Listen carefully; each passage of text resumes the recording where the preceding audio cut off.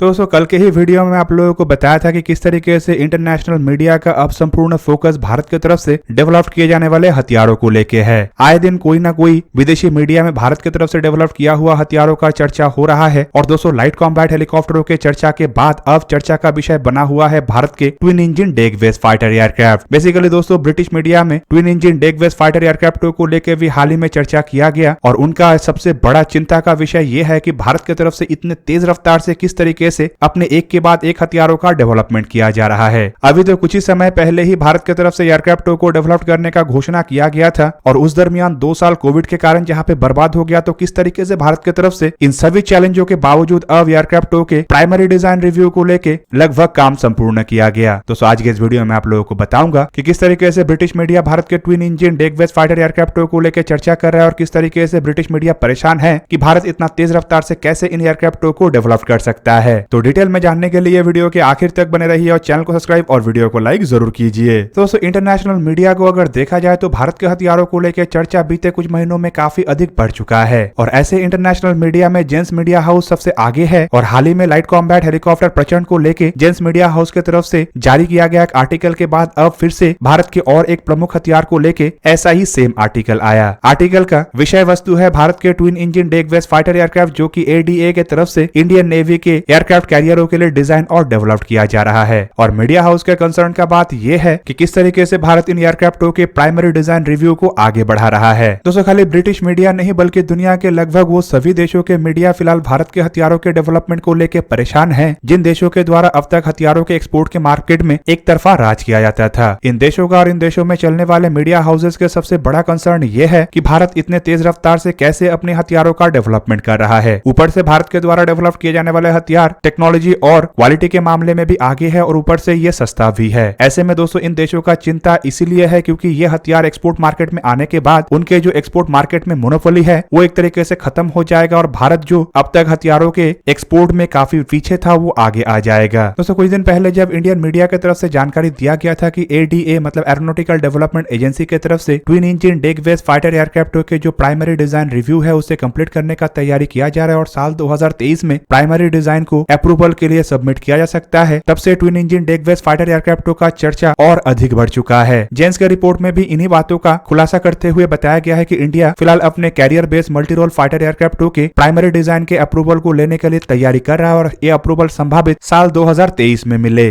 Basically दोस्तों primary design review किसी भी एयरक्राफ्ट के डिजाइन और डेवलपमेंट का सबसे पहला स्टेज होता है जिसके बाद एक तरीके से एयरक्राफ्टों के ऊपर काम करना शुरू किया जा सकता है और इस तरीके के अप्रूवल असल में इंडिया में इंडियन गवर्नमेंट और नेवी के तरफ से दिया जाएगा। एरोनॉटिकल डेवलपमेंट एजेंसी में light combat aircraft navy mark 1 के प्रोजेक्ट डायरेक्टर पी टांगावली की तरफ से जेंस को यह भी बताया गया है कि एयरक्राफ्टों को लेकर जो डॉक्यूमेंटेशन और डेटा है उसे फिलहाल प्रिपेयर कर लिया गया है और इसे गवर्नमेंट के सामने साल 2023 के दूसरे क्वार्टर में पेश किया जा सकता है। मतलब aeronautical development agency twin engine deck based fighter एयरक्राफ्टों के प्राइमरी डिजाइन रिव्यू को लेकर संपूर्ण रूप से तैयार है। जबकि जेंस के रिपोर्ट के मुताबिक और एक एरोनॉटिकल डेवलपमेंट एजेंसी के वरिष्ठ अधिकारी के द्वारा जेंस को यह भी बताया गया है कि गवर्नमेंट के द्वारा एक बार अप्रूवल देने के बाद मतलब सीसीएस के अप्रूवल मिलने के बाद ये जो twin engine deck based fighter aircraft है इसके प्रोटोटाइप को 4 साल के अंदर तैयार कर लिया जाएगा। फिलहाल के टाइमलाइन के मुताबिक एयरक्राफ्टों के प्रोटोटाइप को साल 2026 तक जहां पे रोल आउट करने को लेकर प्लान बनाया जा रहा है तो वहीं पे एयरक्राफ्टों के सभी टेस्ट को साल 2030 से 31 के अंदर समाप्त करने को लेकर भी तैयारी है।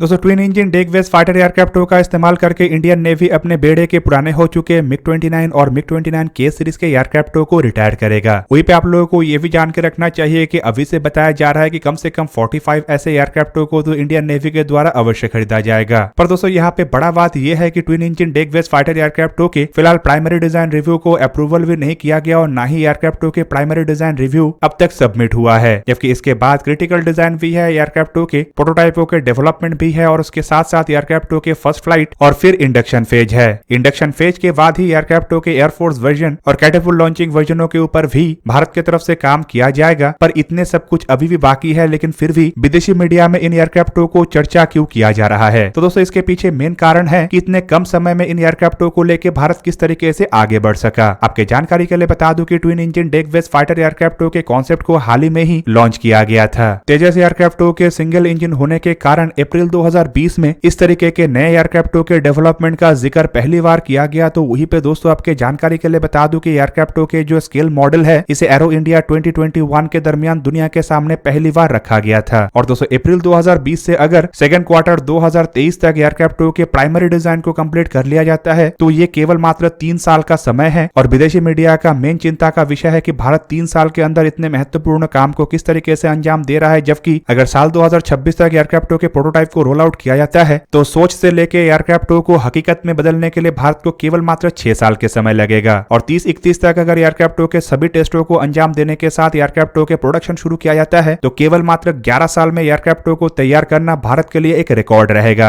हालांकि दोस्तों अगर देखा जाए तो अब तक भारत के द्वारा जो एयरक्राफ्ट को बनाया गया है इसमें भारत को थोड़ा लंबा समय लगा है, क्योंकि भारत को तब इस तरीके के एयरक्राफ्ट के डेवलपमेंट का एक्सपीरियंस नहीं था। वहीं पे दूसरे देशों को अगर देखा जाए कि जहां पे दशकों से एयरक्राफ्ट का निर्माण किया जा रहा है उनके द्वारा भी 10 साल के अंदर तो एटलीस्ट एयरक्राफ्ट को निर्माण करना संभव नहीं हो पाता है, और वहां पे भी कम से कम 15 से 20 साल एक नए एयरक्राफ्ट के डेवलपमेंट के लिए लग जाता है। और दोस्तों अब समझ चुके होंगे कि विदेशी मीडिया फिलहाल प्राइमरी डिजाइन रिव्यू फेज में ही क्यों इतना परेशान है और क्यों भारत के एयरक्राफ्ट को लेके एक के बाद एक आर्टिकल आ रहा है। तो सब चलिए थोड़ा सा जानते हैं twin engine deck based fighter aircraft के बारे में डिटेल में। बेसिकली दोस्तों ये जो एयरक्राफ्ट है ये कैनन डेल्टा विंग वाले 2 इंजन वाले carrier based multi role combat aircraft है। करंटली ये इंडियन नेवी के लिए डिजाइन और डेवलप किया जा रहा है, जबकि बताया जा रहा है कि इसके एक एयरफोर्स वर्जन भी हो सकता है जो ओमनी रोल कॉम्बैट एयरक्राफ्ट के नाम से पहचाना जाएगा। दोस्तों एयरक्राफ्ट के डिजाइन और डेवलपमेंट का काम डीआरडीओ के शाखा एरोनॉटिकल डेवलपमेंट एजेंसी और हिंदुस्तान एरोनॉटिक्स लिमिटेड के द्वारा ज्वाइंटली किया जा रहा है। इन एयरक्राफ्ट को इस तरीके से बनाया जा रहा है कि ये एयरक्राफ्ट कैरियरों के ऊपर से टेक ऑफ और लैंड भी कर सके, और वहीं पे air superiority, air insertion, anti access aerial denial, anti ship warfare और इलेक्ट्रॉनिक वॉरफेयर जैसे मिशनों को अंजाम दे सके। बेसिकली इन एयरक्राफ्ट का रोल इंडियन नेवी के बेड़े से MiG-29K और KUV सीरीज के एयरक्राफ्ट को रिटायर करना है, और इन एयरक्राफ्ट को सबसे पहले इंडियन नेवी के INS विक्रमादित्य और INS विक्रांत जैसे एयरक्राफ्ट कैरियर के ऊपर डिप्लॉय किया जाएगा। प्रोग्राम को ऑफिशियली साल 2020 में जहां पे लॉन्च किया गया था, तो वहीं पे प्रोग्राम को लॉन्च करने के पीछे मेन कारण था तेजस एयरक्राफ्ट के प्रोजेक्ट के अंतर्गत जो LCA नेवी बनाया जा रहा था वो नेवी के आवश्यकताओं को पूरा ना कर पाना। बेसिकली दोस्तों इंडियन नेवी को 2 इंजन वाले एयरक्राफ्ट का जरूरत है ताकि ये सेफ और सिक्योर हो सके, जबकि तेजस 1 इंजन वाला एयरक्राफ्ट है, जिस कारण इंडियन नेवी के द्वारा तेजस को अपने बेड़े के लिए पसंद नहीं किया गया। और इस कारण हिंदुस्तान एरोनॉटिक्स लिमिटेड और ADA की तरफ से तेजस एयरक्राफ्ट के एक्सपीरियंस का इस्तेमाल करते हुए 2 इंजन वाले carrier based multi role fighter aircraft के डेवलपमेंट का शुरुआत किया गया। फिलहाल दोस्तों बताया ये भी जा रहा है कि इन एयरक्राफ्ट को स्टोवार कैटेगरी में डेवलप किया जा रहा है, मतलब ये जो एयरक्राफ्ट है ये शॉर्ट टेक ऑफ और एरिस्टेड लैंडिंग कर सकेगा। इसका सिंपल मतलब ये है कि ये स्की जंप वाले एयरक्राफ्ट कैरियरों के ऊपर सबसे पहले डिप्लॉय होगा, जबकि ये भी रिपोर्ट में बताया जा रहा है कि नेवी की तरफ से अपने दूसरे एयरक्राफ्ट कैरियर मतलब ISC-2 के कॉन्फ़िगरेशन को अगर एक बार फाइनलाइज कर लिया जाता है तो ADA संभावित इन एयरक्राफ्ट के काटोवार वेरिएंट मतलब कैटेपुल असिस्टेड लॉन्च और एरिस्टेड रिकवरी वेरिएंटों के ऊपर भी काम करे। मतलब नेवी के अगर दूसरे एयरक्राफ्ट कैरियर को काटोवार कैरियर के रूप में बनाया जाता है, मतलब इसमें कैटेपुल लॉन्चिंग सिस्टमों का इस्तेमाल किया जाता है, तो उस एयरक्राफ्ट कैरियर की आवश्यकताओं को पूरा करने के लिए भी